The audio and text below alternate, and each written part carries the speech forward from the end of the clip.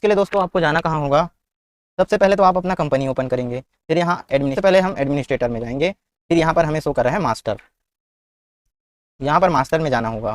फिर यदि हमें अकाउंट में बैलेंस डालना हो तो किस में जाएंगे, अकाउंट में।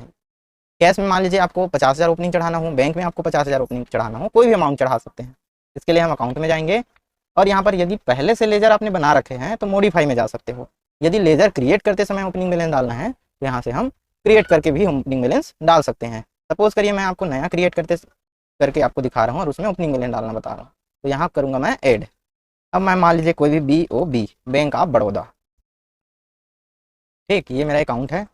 अब इसमें हम कौन सा ग्रुप में रखते हैं ये तो आपको पता ही होगा, बैंक का कौन सा अकाउंट होता है, बैंक अकाउंट।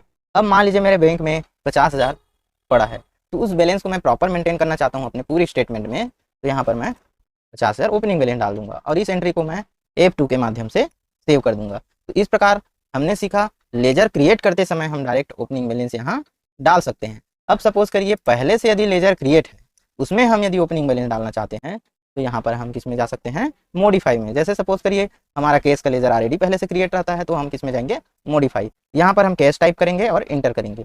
इस प्रकार हमें पुनः एडिट का ऑप्शन आ जाता है और यहाँ पर हम कैश में भी ओपनिंग बैलेंस जितना चाहें उतना हम डाल सकते हैं और F2 के माध्यम से सेव कर सकते हैं।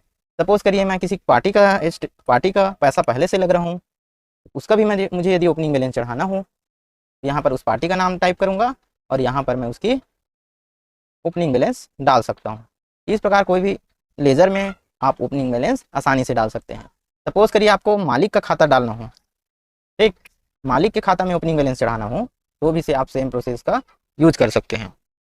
अब देखो जैसे कि मैं इस कस्टमर, मेरा क्या है, क्रेडिटर है, आप समझना ध्यान से। जैसे कि SB शाह से मैं माल खरीदता हूँ, ये क्रेडिटर है, इसका मैं 5,000 पहले से पैसा लग रहा हूँ, तो ये डेबिट में नहीं रहेगा, किस में रहेगा, क्रेडिट में रहेगा। अब इसको हम सेव करेंगे F2 से। तो यहाँ पर आपने जो 5,000 पैसा ओपनिंग बैलेंस डाला है वह कौन कौन से बिल का है, ये हमें यहाँ रेफरेंस नंबर डालना होता है। तो मान ली मैं 1001 इस बिल का पैसा लग रहा हूँ 3,000, ठीक। अब बचा कितना, 2,000, तो 1002 का 1,000। मान लो कोई भी बिल नंबर ले लेते हैं एक समझने के लिए, इसका 1,000 है। तो इस प्रकार आप प्रॉपर बिल वाइज भी मेंटेन ओपनिंग बैलेंस को डाल सकते हैं।